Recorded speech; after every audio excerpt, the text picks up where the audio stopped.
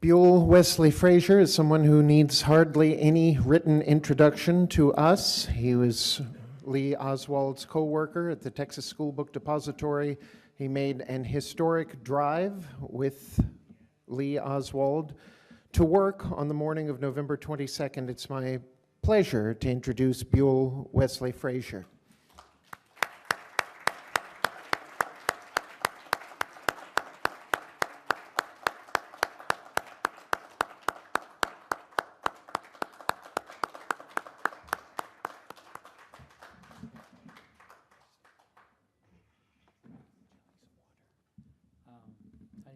I'll be fine. Good afternoon to you. I know some of you have been here a long time today and you've listened to a lot of things and hope you've learned some things. I'll try not to keep you too long, but hopefully when I finish, maybe I will have answered some of your questions. Before that fateful day of November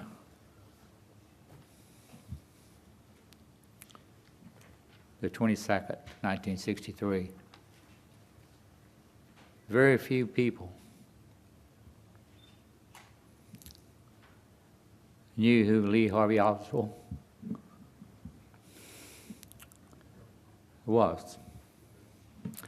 But before that day was over, his name was broadcast probably worldwide. The first time I met Lee was in front of my supervisor's office, William Shelley, and we referred to him as Bill.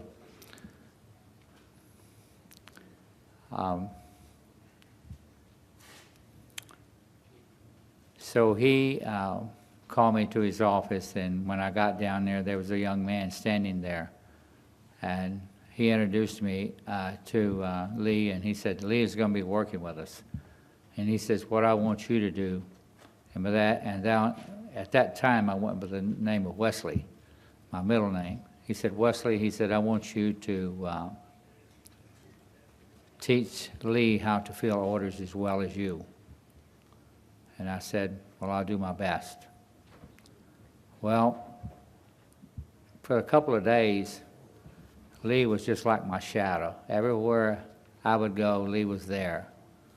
And he was watching and he was learning. So one morning, like I said, a couple of days, third day, I walked in and I said to myself, I said, let's see how much he's learned. And so I got a clipboard and I took some of the easy orders I would fill and I'd put on the clipboard. And I said, today, I said, we're going to find out where you are. And I said, if you have any questions, I said, be sure to come and find me and ask me. Well, the thing that impressed me was that he wasn't scared.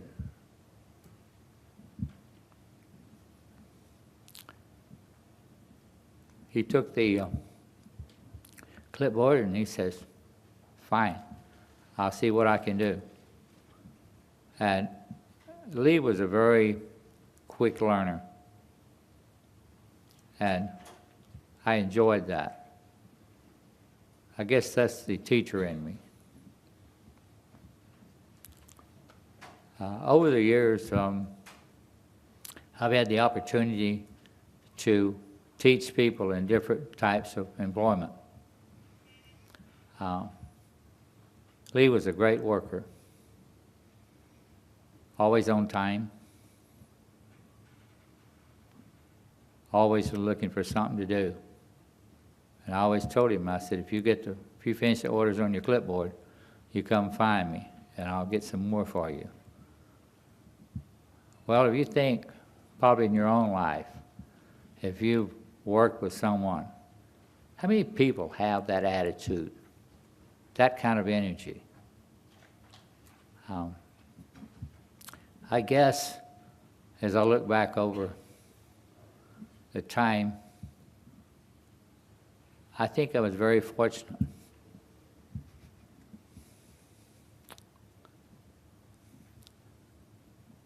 I got to see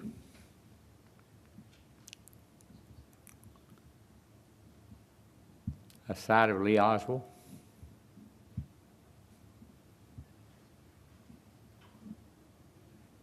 that most people will never have.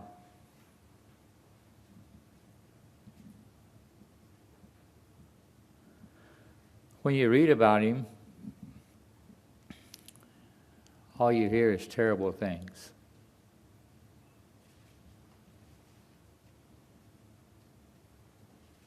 You don't read that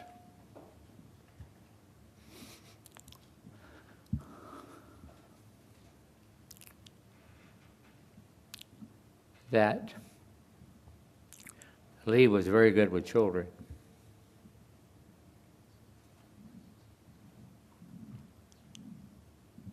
And he loved them.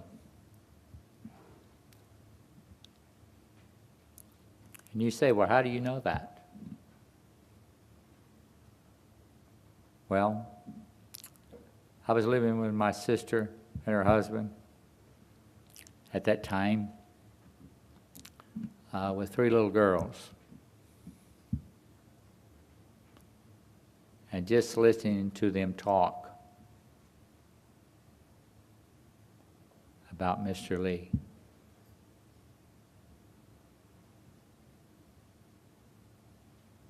The games he would play around a big oak tree.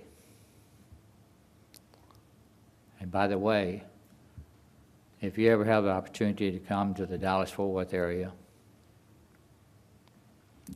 that large oak tree still stands there today.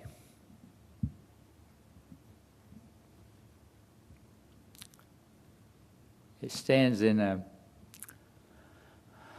before a house that was once owned by Ruth Payne. I'm sure a lot of you have heard that name, Ruth Payne. She was the lady that Marina was living with in Irving, Texas. And by the way, it was down the block from where my sister and brother-in-law and their home was. There's only about a half a block on the same side of the street.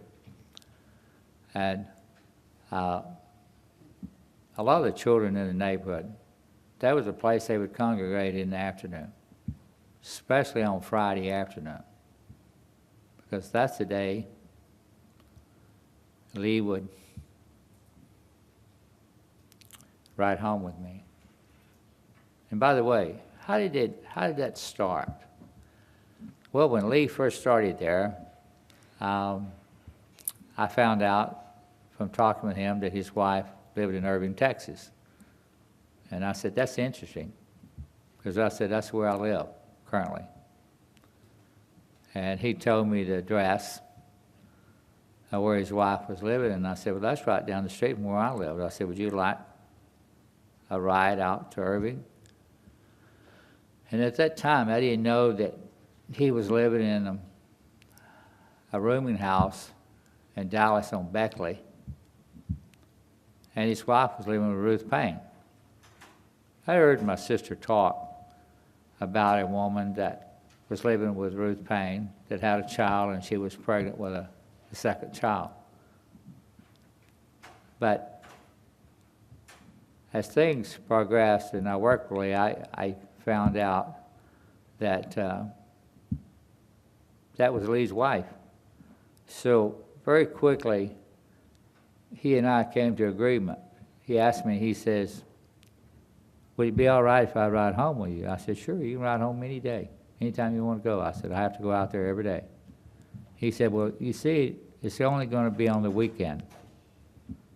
And I said, weekend? He said, yes, on Friday afternoon. And he would ride home with me on Friday afternoon and then ride back with me on Monday morning. Well, being a young boy, and I realized he was away from his family, I didn't want to take any of his time away from his family. So, answer to your question, did you ever do anything together on the weekend, Friday afternoon to Monday morning? The answer is no. We never went to the movies. We never stopped and had a beer and a sandwich and talked about what we did that week? Never. There's lots of rumors that I was seen with Lee at different places. I'm telling you, that's totally false.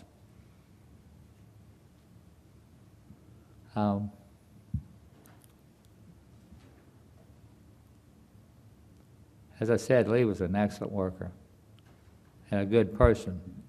And I once said the other day, matter of fact, just a little over a week ago, I was talking to a couple, and I told them, I said, Lee Oswald was a nice guy. He was always polite to me. He was very good with the children in the neighborhood, which were 3 of my little nieces were those children. And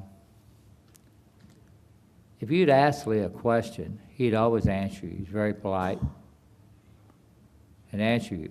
But Lee wasn't the type of person that would just come up to you and initiate a conversation. He wasn't a big talker. But the thing I did notice about him, when he did speak, he impressed me by the words that he would use in a sentence. And Lee only worked there at the Texas School Book Depository a short time. But in that short time, I told him, he asked me about some of the guys that worked there. And I told him, I said, well, you need to go in the break room, which you probably read and heard of as they call the domino room, where the guys would play cards, play dominoes, and eat their lunch. Well, I did eat in there a couple times. It was too noisy for me. So I always put my lunch down in the basement where it was nice and cool year-round. And on my lunch break, a lot of times I would go down and sit on a pallet of books. And sometime during the day, if I had been filling an order and I filled an order for a book and I looked at it and I liked it, well, I'd take a copy of that book and I would sit down on my lunch break and I would read just by myself. It was very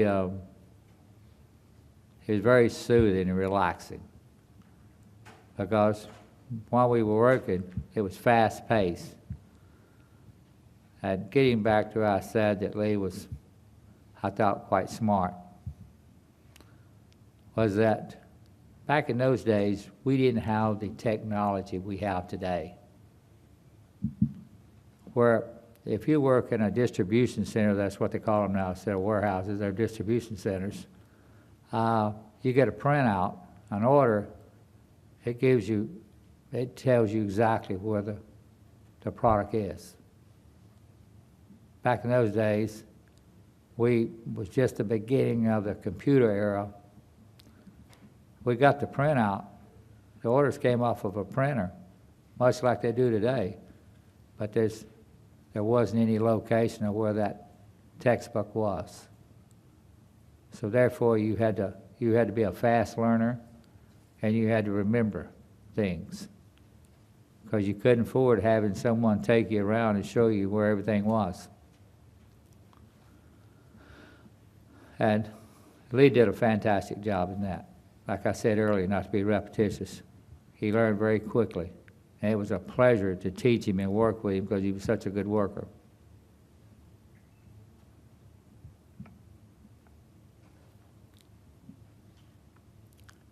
And to say, sometime, go back to that time, because I'm a time traveler.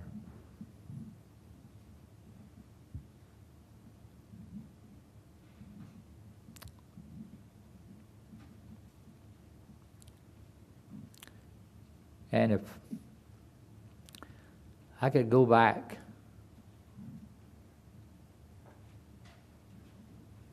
and change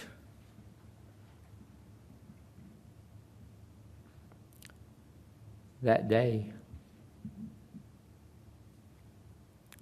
I would. Because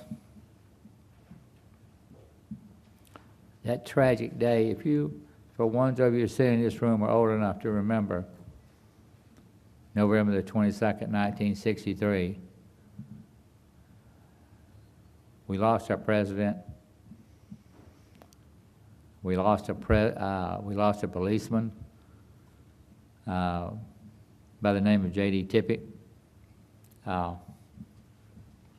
His wife, Marie Tippett, I had the opportunity to meet her a week ago, last Thursday, and she's a fantastic person.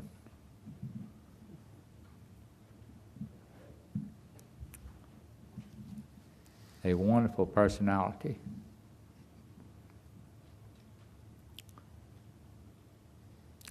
On that day, she lost her husband, but 3 children lost their father. And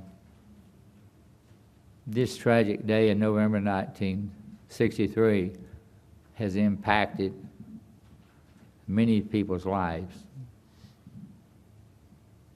Most people just think about the Kennedy family. But it goes farther than that. And as I said, if I could change anything, this would never have happened, because my true belief is on that day, after that tragedy, I think America began to slide from God's grace. America is not what it once was 50 years ago. Just stop and think. Do you have someone who lives on each side of you that you don't even know what their name is? Maybe. You work with someone that you only kind of know, you really don't know. The point I'm trying to get is people don't care about anyone else but themselves. That's very sad.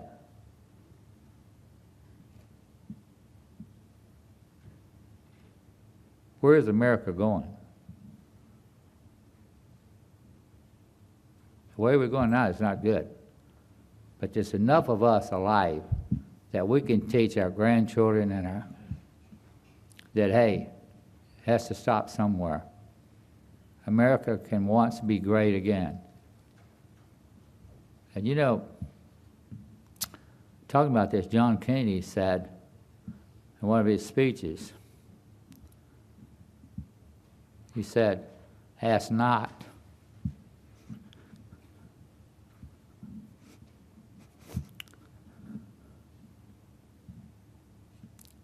what your country can do for you, but what you can do for your country. And I think we must never forget that.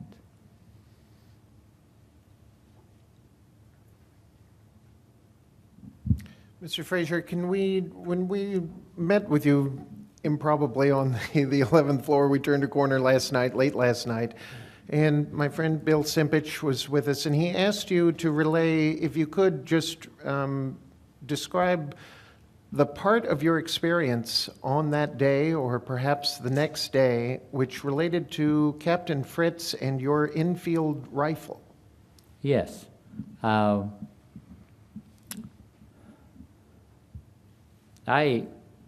When I was still in high school, I worked and I ordered a rifle through the mail, and it was a British Enfield 303. Well, last night when I was talking with this gentleman here, he asked me, he said, were you aware of November the 22nd, they were talking about you in a British Enfield 303? I said no, because on November the 22nd, 1963, early part of the afternoon after we had been dismissed, after the assassination of John F. Kennedy, we were released from work that Friday and said that we'd come back on Monday and start over. But that Friday, I stopped by to visit my stepfather, who was in the hospital out in Irving, Texas. And while I was there, two policemen by the name of Detective Rose and Detective Stovall, they came to the hospital. They searched my car without a warrant. Then they came in, and I was helping the nurse. I was supposed to be counting these drops of new medication they was giving my stepfather, and she said she'd be back. Well, the phone rang, and the person on the other end says, I have a call out here at the nurse's station for you. Can you come out and get it? I said, well, I'm busy. I said, just transfer it to the room. She says, well, I'm new. I don't know how to do that. I said, fine, I'll be there shortly. A few seconds later, I opened the door to go to the nurse's station, and I was grabbed by two policemen who put me up against the wall very briskly and quickly, and it frightened me. And I said, what are you doing? Who are you? And they told me that they were with the Dallas police and they were arresting me. I said, arresting me for what? And they said, well, we think you are tied in with the assassination of John F. Kennedy. I said, that's ridiculous. So, never been in any type of trouble when I was a young boy growing up. And by the way, I grew up in a very small town. Kind of like Forrest says, everybody knows everybody. And he says, I'm not sure that's good or bad. But there I went off to the big city. And Dallas was a huge town, city to me. I lived in a small little rural town down in East Texas. But everything, my eyes was bright, and I wanted to learn everything. There was so much to learn. And remember, I was just a young 19-year-old boy, a little country boy that wasn't very worldly. But they arrested me there, and they we got out to the car, and then they went over to my house where I was living with my sister and her family, and they confiscated my British Enfield 303, the ammunition for it, and my shotgun I had. And they took that and they kept it for quite some time. And they took me to the police station down on Harwood Street in Dallas. It's no longer being used now because the building is old and the roof is beginning to cave in, so it's not safe. So they don't use that anymore. That's the same building that where Jack Rubenstein, AKA Jack Ruby, shot and killed Lee Oswald. But they took me to the police station, and the two detectives from the homicide department, they interrogated me for hours. And as I've gotten older, I've been in the military. This was more like a military interrogation. I couldn't left, right. I had to look right straight into the wall, up, my head not down. And they asked you questions for hours. And after several hours, they get tired, they take a break, another crew would come in, the same questions over and over and over. And on the third set, after they decided, well, he doesn't really know anything, let's let him go home. But before that, letting me go home, a man by the name of Captain Will Fritz walked into the room. He had a normal size 8.5 by 11 paper that was a typed up confession that I was part of the assassination of John F. Kennedy. Well, and he had a pen, he said, sign this. He's very rude. I started reading it, and I looked at him, and I said, I'm not going to sign that. Well, the way I'm looking at you right now, and I'm sitting down in a chair. Captain Fritz was standing right here. So when I told him I wasn't going to sign that, he drew his hand up to hit me, and I put my arm up like this to block. And I told him, I said, I know there's policemen outside that door, but I said, before they get in there, you and I are going to have a hell of a fight. And I said, I'm going to get some good licks on you. And he was a little short man, much like my stepfather. My stepfather was a little Irishman, had a very hot temper, short patience. And the hours that he worked me on different jobs, starting when I was 10 years old, out in the hot sun, mowing yards all day long. I think, and I've thought about this many times, I thought the type of grueling, hard work and hot sun, never giving you a break, never believing anything you said, I think that prepared me for that day.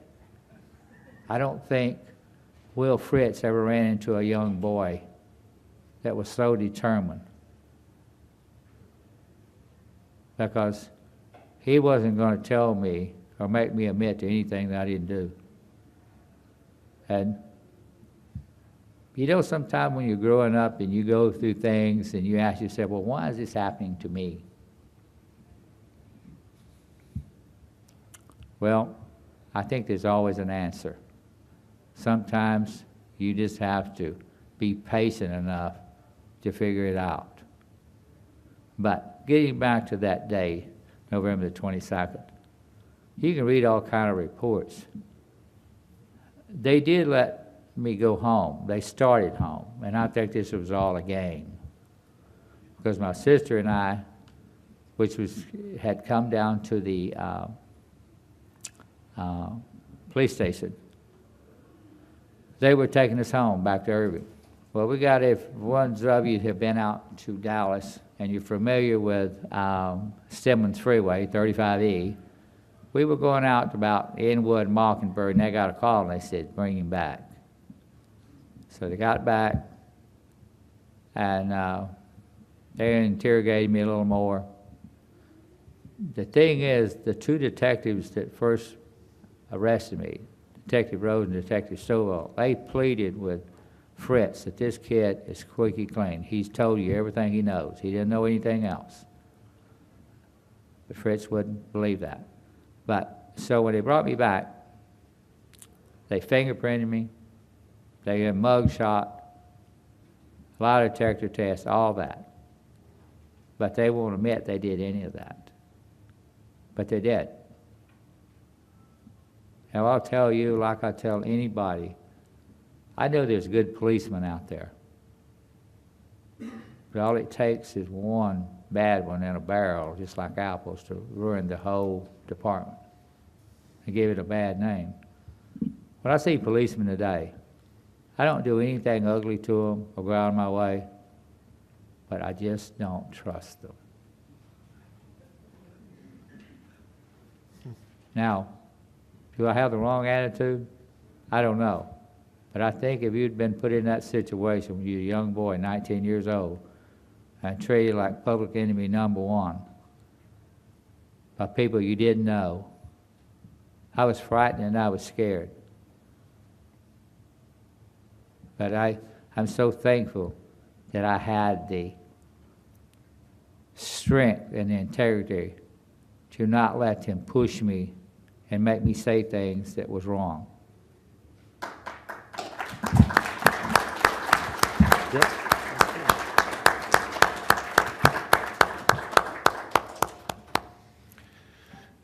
Questions?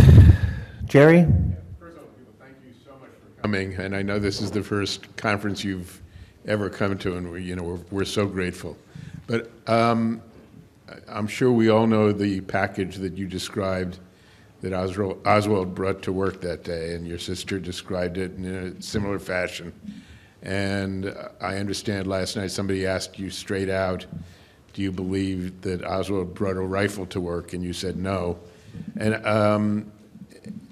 I also watched your oral history that you gave to the Sixth Floor Museum, And in addition to talking about how much Oswald liked children and how much they liked him, you said children are a pretty good judge of character.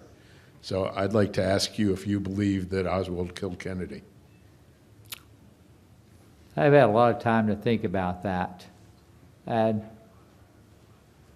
honestly, I don't think he did, but I'm in the minority. And that's okay. That's okay, you know. You can have friends. Not in this room, you're not.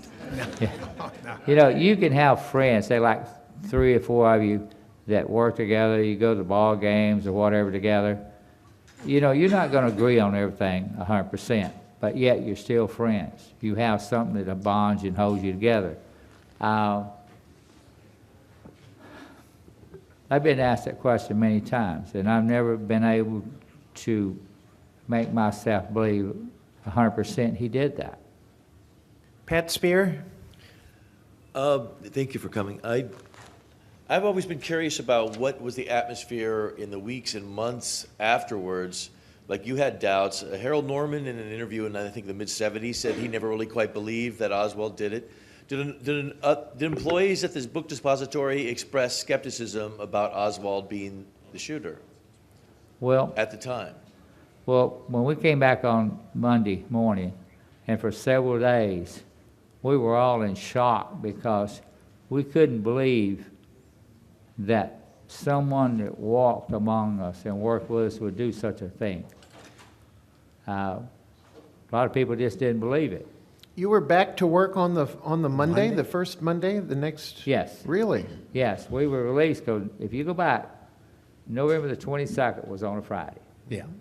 And they dismissed us that day, not too long after the assassination. And we had a roll call. And the only body wasn't there that worked down in the warehouse distribution center was Lee. But that didn't surprise me, because that morning on the way to work, I noticed Lee didn't have his lunch. And I said, you don't have your lunch. He says, I'm going to buy it today. Well, that is nothing to be alarmed about, because people did that every day. We had a catering truck that came there every morning. A lot of guys brought snacks of it, brought their lunch. And then there were sandwich shops within 2 or 3 blocks that you could walk to and get a sandwich, because I did that myself a couple of times.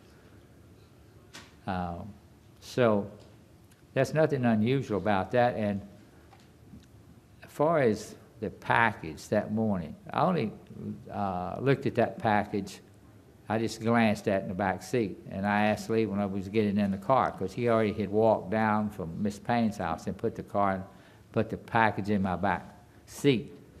Now, back in those days, 50 years ago, you didn't have to worry about locking your car. A lot of people didn't even lock the door in their house. But I glanced at the package, and I said, "What's in the package, Lee?" And he said, "Don't you remember we talked about curtain rods? I'm going home and get curtain rods to hang curtains in my room at the rooming house." Well, I had never been over there, so I didn't know, but I've been told he already had curtains. But that's another thing you can debate. Lee never lied to me that I knew of about anything, so why would I doubt him? And the length of the package, as I've said before, was roughly around 2 feet, give or take an inch or 2. Well, I have a friend named Josiah Thompson. He and I worked for History of America tours for about 3 years. And on the last year we worked together, Josiah has one of these Italian rifles, a Concarneau rifle. And during a break, we measured the stock and we measured the barrel. There's no way it'd fit in a package that was that size on the back seat. The next question, how did the rifle get there? I have no idea.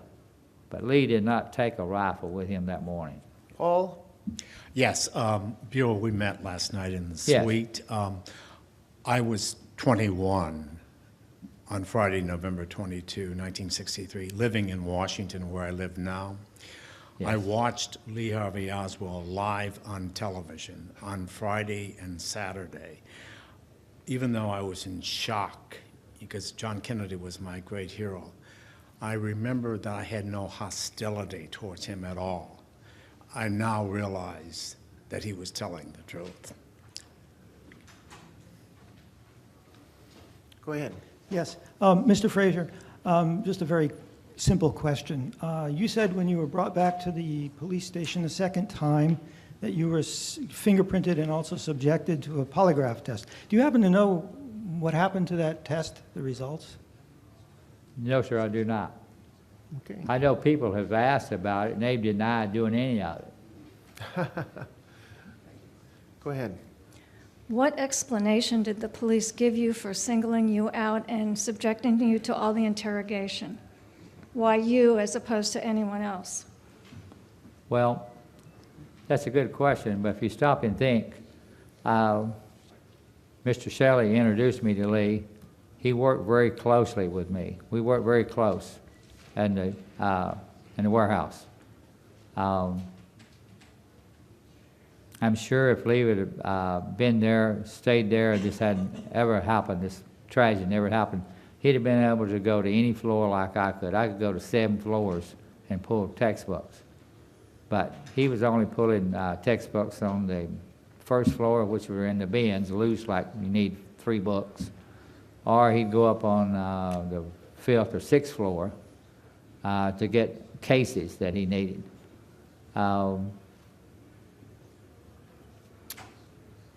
I don't know why they did that, except maybe they might have thought, since I spent so much time with him and he would ride back and forth with me out to Irving and back, that probably we did a lot of things together, but we didn't. At the time that you were apprehended, had he already been named as the killer? And did you know whether he had or hadn't? Now, repeat that question again, please. At the time that you were apprehended, had the world been told that he was the killer? Well, when I was going out to Irving, I always listened to the radio, even when Lee was in there. I listened to the radio. And one of my favorite stations was KBOX, and I think the call sign was 1480. Well, I was listening to some music, and they said, and at that time, when I was listening to it, they were over in Oak Cliff at the Texas Theater. And they said that they had just arrested a man, and they found out that he had been to Russia. Well, Lee and I never talked about his what he did or his lifestyle in Russia. I knew he had been to Russia because my sister told me that since Marina was a Russian girl, that I knew that he had been to Russia, but we never talked about Russia. The things we talked about, and I know this is very boring to a lot of people, but this is it. We talked about the weather, we listened to the radio, and we talked about children, his children. And other than work, that's all we talked about. So did any of the police ever connect you with Oswald in any way in interrogating you? Well, they tried to. I've been told that sometimes policemen, when they have several people in the custody, they'll play a game saying that, you know, somebody rolled over on you and said that you're really involved in this and you did this. I don't know. They never played that game with me, but I'm sure if it had gone on for a while, they probably would have. But I knew I didn't have anything to do with that tragedy, and I was stubborn enough that they weren't going to pin that on me. They weren't going to get anywhere with me because I told them what I knew. I didn't know anything about. The only thing I knew about John Kennedy and his wife was the pictures I used to see in Life magazine. Life and Look magazine. If you go back to some of those old magazines, and you can still buy them, by the way. Sometime you can find them like at half-price books and so forth like that. You stop and think, the photography was it was off the charts. It was tremendous, and they didn't have the technology they have today. So those guys that were doing the photography for those magazines, they had to be at the top of their field. Because when you would look, I mentioned to a lady by the name of Sarah when I was standing on the top steps of the school book depository when the presidential parade come by. And I said to them, I said, isn't she beautiful? I said, she looks just like she does in the pictures. And I thought over the years that how fortunate I was to be able to actually see a presidential parade and recognize the people as if, you know, I knew them. Russ Baker? Mr. Frazier, thanks very much for coming. Question, how long had you worked for the school book depository prior to Oswald being hired? Okay, I started to work there in September. I'd have to go back and check, but I think it was somewhere around the middle of September, 13th to 15th, something like that. Now, I understand that at that time you were not living in Dallas, that you had been living in your hometown, and that you somehow heard about the job. Is that correct? No. I moved up to Irving with my sister and her husband and their 3 children. I moved up there because I was living in a little rural town, and I wanted to go to college. I had a very ambition to go to college to make something out of myself. And I knew that was never going to happen with the arrangement I was living at home with my mom and my stepfather. That was never going to happen. So I said something to my sister. I said, I'll never get to go to school living here. I could have gone to school there at Sam Houston State. I worked 1 year after I got out of high school. I worked for our cleaners, and I delivered clothes to the dormitories and so forth like that. And a couple of the fraternities, the guys took a liking to me. They said, are you going to college? I said, no, I can't afford to. I'd love to. They said, well, if you work out some way that you can come to college here, it says it'd be no problem for you to pledge because we like you. We know you're a smart guy. And they never figured out how I used to pick up all those dirty clothes out of those rooms and figure out how to get them back to the right rooms. And so they said, and these 2 fraternities, one was Delta Tau Delta and the other one was Sigma Chi. And they said, you're 100% sure, and the guys just love you. Well, I wish I could have gone to school there. I really did. But that didn't happen. I did go to school later in life, but not to Sam Houston. But particularly about your coming to Dallas, when was that?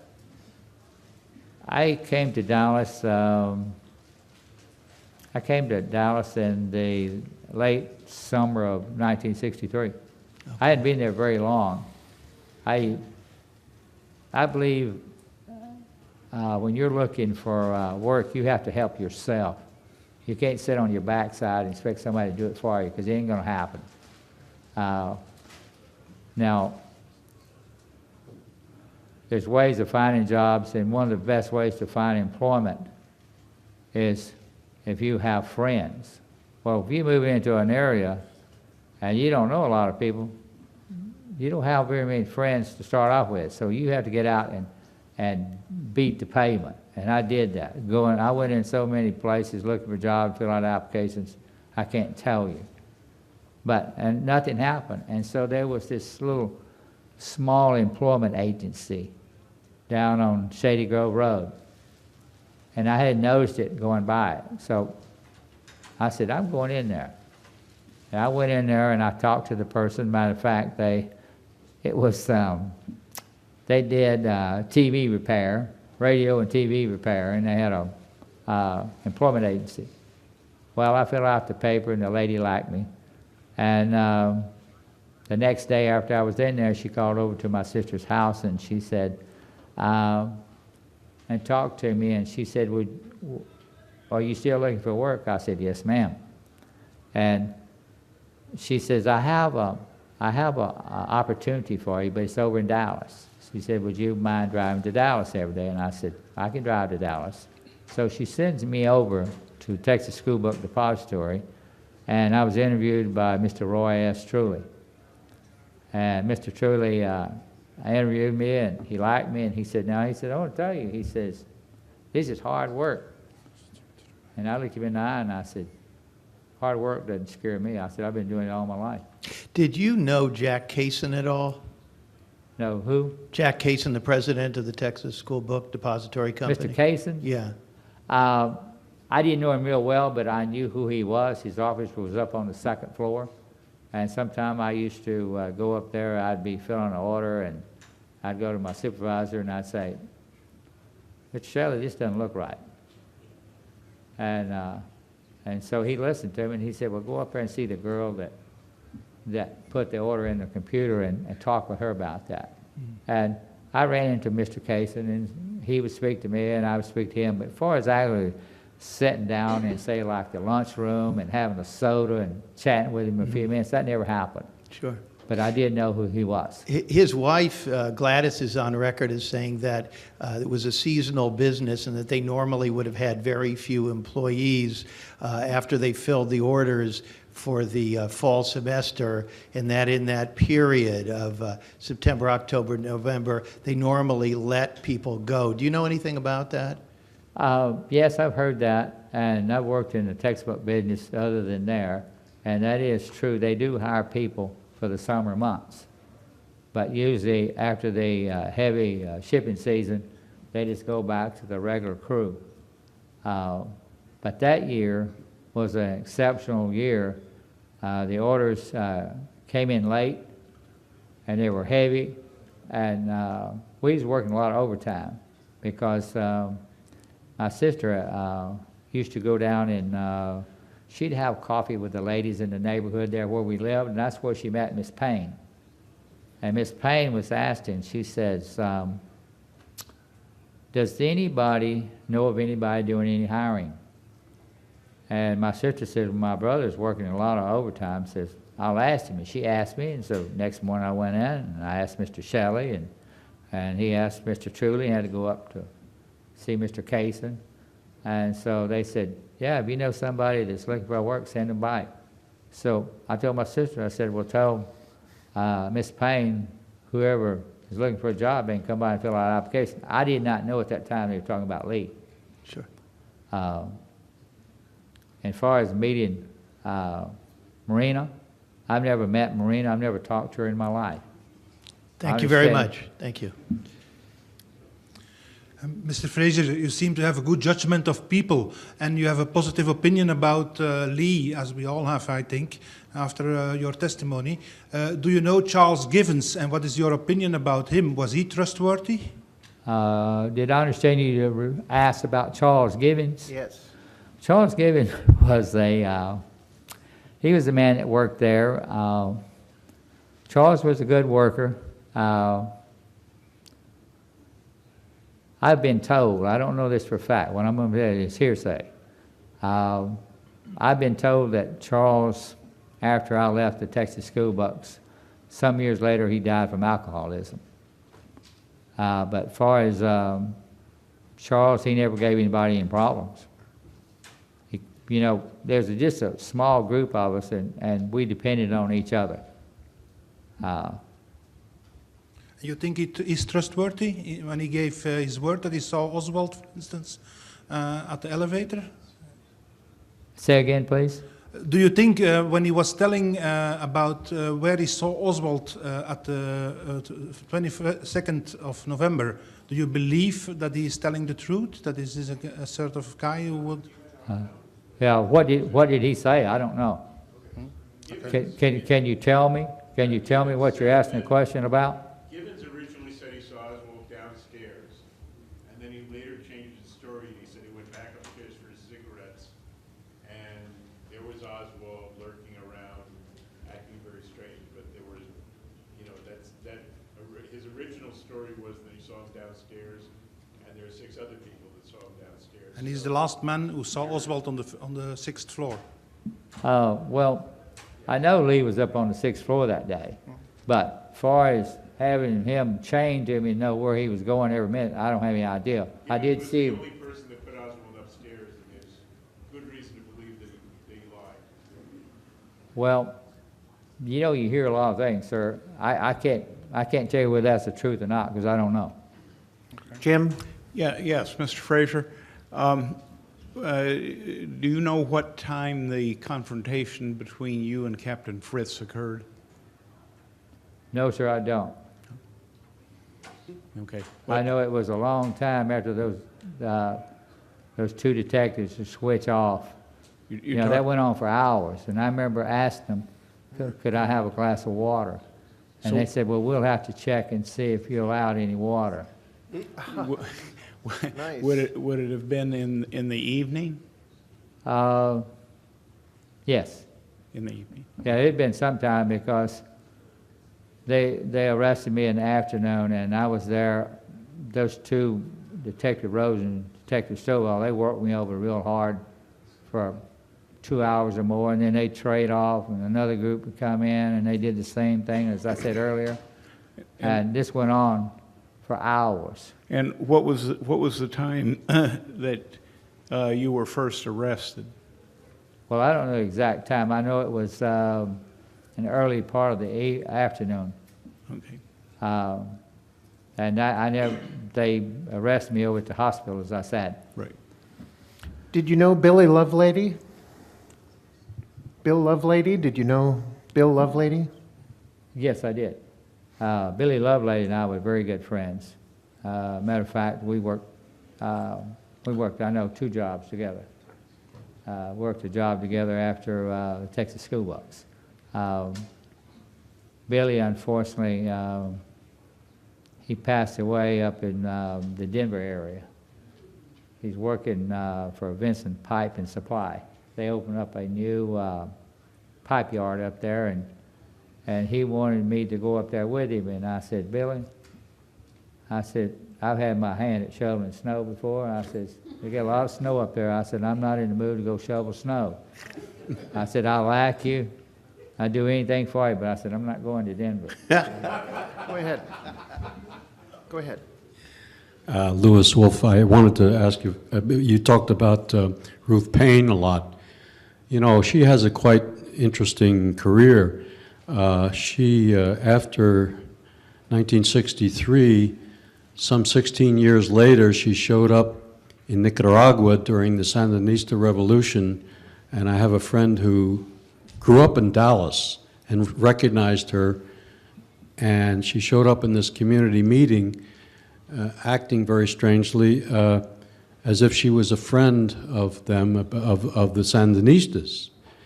And so my friend who lives here, I still know her very well, she would be here today if she could, said, aren't you Ruth Payne? Yes. Are you the same Ruth Payne from Dallas, Texas, who was the chaperone, if you will, for Marina Oswald? And she wasn't expecting this at all. And she finally said yes, but she was very uneasy. Well, fast forward to 2 years ago, I attended a Quaker conference here in Washington, the Friends Committee on National Legislation, and I opened up the list of attendees, and there was Ruth Payne. So I went up to Ms. Payne and said, are you the same Ruth Payne? Again, she must live in another planet somewhere because she doesn't think that people recognize who she is. What was your assessment of Ruth Payne? Well, I never did talk to Ruth Payne back in 1963. The first time that I ever actually talked to Ruth Payne, and oh, by the way, I knew who Ruth Payne was through the association with my sister. But as far as sitting down and ever chatting with her, I never did. My first chat with Ruth Payne was back in 1986 when I was in London, England, making the mock trial of Lee Harvey Oswald. Yes. That's where she came over to the hotel where I was staying, and by the way, I had my sister and my brother-in-law with me, And so we chatted down in the lobby. And then I ran into Ruth Payne again. The next time I ran into her was over in Irving, Texas, when the city of Louisville has purchased, as you were, the city of Irving, correction, the city of Irving has purchased the old Payne house. It changed ownership several times after Ruth Payne and her husband Michael sold it. And I ran into her over at the Irving Library and chatted with her briefly.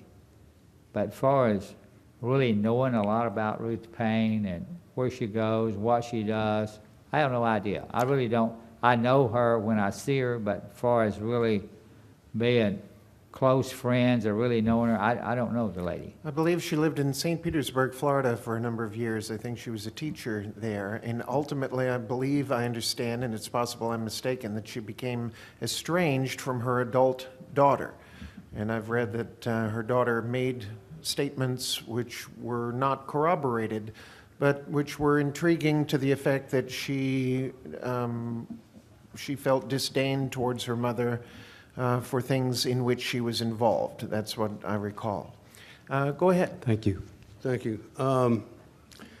Lee Harvey Oswald was famously interviewed on the radio in New Orleans, and I know you wouldn't have heard it when it was broadcast, but it's been recorded, and I'm assuming that you've heard it since then, and he's talking about Marxism, Leninism, and communism, and all the rest of this stuff. And I'm kind of curious, if you've heard it, what was your reaction? I mean, did that sound like, yeah, that's Lee, that's what he was into, or did it sound strange to you, or what was your reaction to it? Okay, answer to your question is no, I did not hear that. Now, I've learned and read a lot of things like everybody in this room after this all happened. I've been told and read that, he handed out leaflets, fair play for Cuba and New Orleans. But as far as hearing that or knowing what he said, I have no idea. Well, it may do. Now, I'm going to be quite honest with you. I work real long hours, even though today I'm supposed to be retired, but I'm not. I work real long hours, and a lot of times when I come in, I'm zonked out, stressed out. Surfing the net is not my thing. I'm impressed that you use that phrase. I think that's a good phrase. That's very good. Robert Grodin? Buell, you and I had dinner last fall, and you told me something which I think really should be on the record. You were standing in the doorway of the depository, and someone was standing next to you, and I think that it would be good to get it on the record to who that person was. It was either Lee Harvey Oswald or Billy Lovelady. Do you remember? Oh, you mean on the day of the parade? Yes. Is that what you're referring to? Yeah. Okay. The person standing next to me there during the parade and before the parade was a lady that worked upstairs, and her name is Sarah. Her last name, I don't remember right off, but, and then down in front of me was Mr. Shelley, a little bit over to my left, and we're on the very bottom down there was my good friend Billy Lovelady, and they have a terminology for this picture that's, you've seen it so many times. He looks like he's holding up the wall. If this is the wall right here, he's leaning up like he's holding the wall up. Well, that's Billy Lovelady, and there's a lot of people who's tried to say, well, that's Lee Oswald. Well, if you could find a picture of Lee and Billy standing side by side, which I don't know there is one, but if you could, you would strictly see that the only thing they have that's resemblance is both of them had a high forehead. They were beginning to lose their hair. Billy was short and stocky and strong as an ox. And Lee was tall and slender and was quiet. Billy was just a great guy. He was a big kidder, a big cut up, but a fantastic worker and a good friend. And you could tease Billy about anything.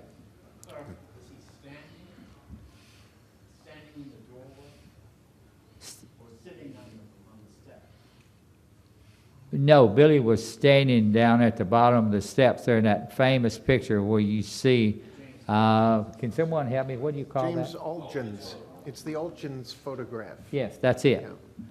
Yeah. That is Billy Lovelady, and that pops up more than you want to know, and people try to say, but that's Lee Oswald. It was not. Thank you. Last question, please. Hi, thank you. I've always been puzzled about the actual, straight after the assassination, how did all the employees manage to get back together for a check of the names when they were probably all over the building or over the place? How was that roll call organized? Did I understand you to ask me the question about the roll call? Yes. That day before we left? Yes. I'm presuming that everybody was all over the place in the building. I just wonder how they got them all together to actually check them off. The roll call that I refer to is the people that worked in the distribution center or warehouse. The people upstairs in the different offices, I don't know what they did up there. But down where we worked, the ones that actually pulled and shipped the textbooks to the different schools and colleges, we were down there on the first floor, right outside Mr. Shelley's office. There was Mr. Shelley and Mr. Truley, and then there was some law enforcement people who I don't remember, I never did know their names, but you could tell they was, and so they started calling off the names. And we all answered except one person, Lee. But as I said earlier, that did not surprise me because he told me he was going to buy his lunch. And when they called his name and he didn't answer, and then they went on and come back and called his name again, I told the person standing with me, I said, well, he's probably going over there to get him a sandwich. I didn't think anything about it. Right, thank you. What time was that? At what time was the roll call? The roll call was, I don't know exactly, but it was probably somewhere right a few minutes there, probably after 1 o'clock. Dallas time, Central Time.